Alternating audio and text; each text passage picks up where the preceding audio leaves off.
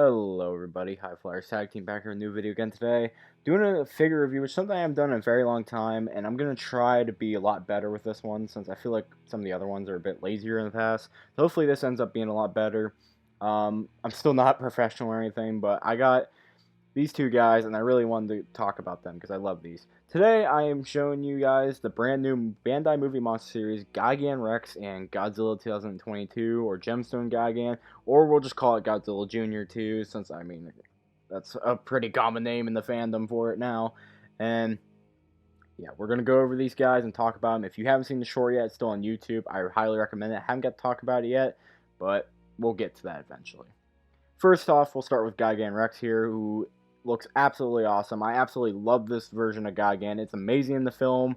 I really love the cool things it does. It's very awesome, very visually cool, very excited.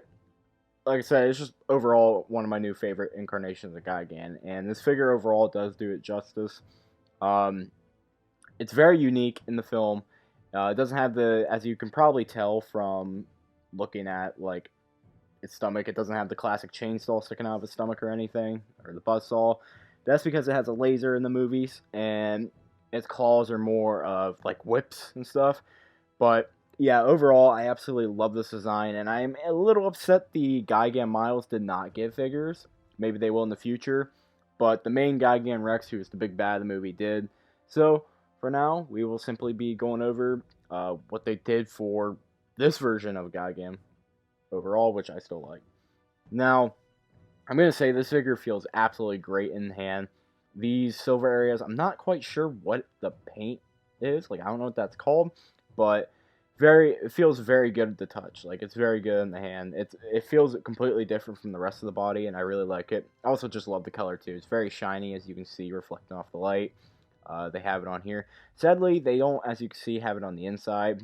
It's only on the outside, and it's not even on the entire part. I wish I could have did more with that. But it's on the tail, the stomach, some of the fins, under the tail. They even got it on the feet. All those areas have a interesting texture to it I really like.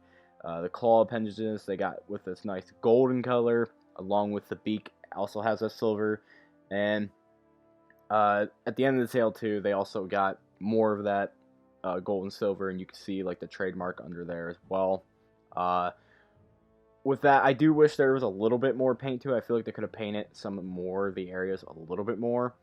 But they even also got the eye. They didn't get the little... I don't remember if Gigan Rex had a big bulb thing above his eye, but they didn't really do anything with that. But you can see they got some nice purple in there for the eye, just like the movie.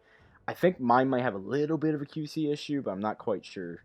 I think they could have did a little more with that, but oh well. For the articulation here, as you can see, no neck rotation, but the arms can move at a nice swift 360. No issues. Very nice as long as they're up. You can also get both legs to move. Good, nice 360. Up and down. All that. Both sides completely equal. No articulation on the tail. Pretty much what you would expect from a modern Bandai movie monster series figure. Just kind of just arm and leg articulation. Nothing really special. You're mostly probably going to get it because it's going to become one of those really rare figures. But again, I mean, it overall looks really good. I do wish, again, they put more paint in it. And here's the tag if everyone wants to see it. I'll put the translation up on screen and what that talks about. It just kind of gives a little bit of description of what this version of Gigan is. But yeah, overall, I do really love this figure and love this version of Gigan.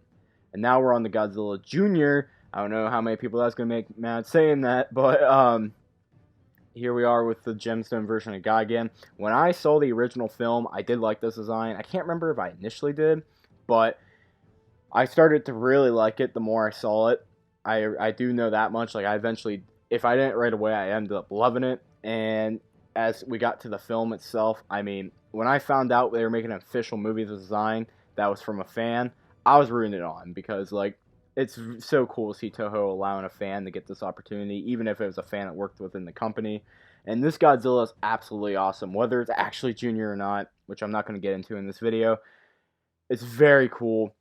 It's one of the most visually impressive Godzillas. Definitely probably my favorite modern Godzilla. It's not MonsterVerse. It was very awesome in the film. And it would be cool if we got a figure with the white power-up too, but I really don't expect us to ever get that. So, I'm just going to say, I was a little worried when I saw this guy in the promotional images, but in person, it's actually amazing. The texture and all the detail on this guy is incredible. I absolutely love this mold. Maybe I'll be in a minority here, but I think they did a great job with the mold. It seems like very perfect with the film. Like there's a lot of detail, at least to me, like with like the mold. Like you can just feel it. Um, they do paint though, like you can see they'll slouch with paint some. They got this nice beautiful gray that kind of goes down the tail but stops there towards the end. And they also have a nice 5-row of spikes, but the outer rows do not have any paint on them. They got the 5 fingers there, which is unique to this Godzilla herd. Those also have that nice white paint along with the toenails here. They probably could have did a little bit more paint, but I mean, there's not so much. The mouth is not painted. Teeth are painted though. And also the eyes there, they actually added in little pupils, which was a little nice. I don't recall if this Godzilla had a tongue or not, but call me crazy, but I didn't notice the tongue in the mouth. Maybe I'm just really silly, but I couldn't remember that. But yeah, there's all the nice. It still feels nice. It still looks great. They probably could have did a little bit more paint with the 5th row of spikes and the end of the tail. I don't know why they just kind of stopped, but I feel like that's kind of typical of Bandai, especially in the modern day. I don't remember the last time they. I mean, I could be completely wrong. I'm sure they have, but I'm probably just being not thinking right now.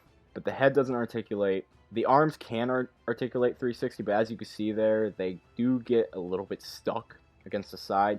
So I don't really recommend that. You kind of have to force it. So be very careful so you don't mess up the figure or anything. Mine's fine after that, but you can only, they're better to raise up and down. As long as you put the arm up, the legs do, on the other hand, go fine.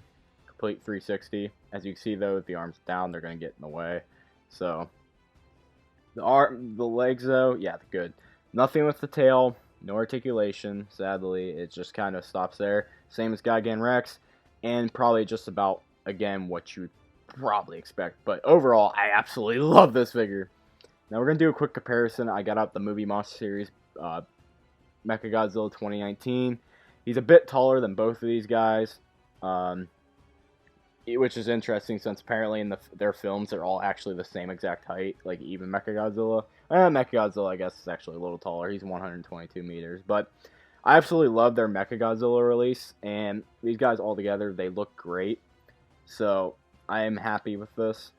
And yeah, I mean, they all look great together, and I'm sure it's a great part to have in your collection.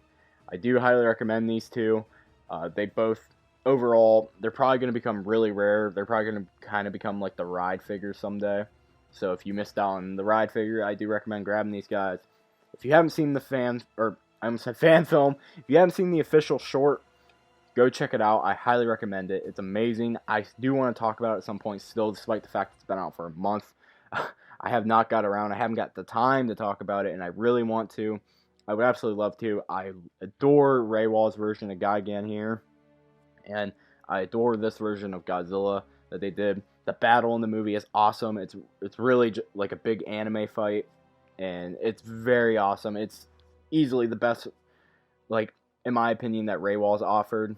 It's so cool. It's so fun. It's a full 6-minute long fight with even some background to it that basically shows that this is probably Godzilla Jr. grown up. Just waiting for the confirmation. Hope you guys enjoyed this video, though. Thank you all for watching. Again, make sure to check these guys out before they're completely gone. And I hope we get another release with Gigan Miles and the supercharged Godzilla. Thank you all. Hope you all have a great day. Peace out, and bye-bye.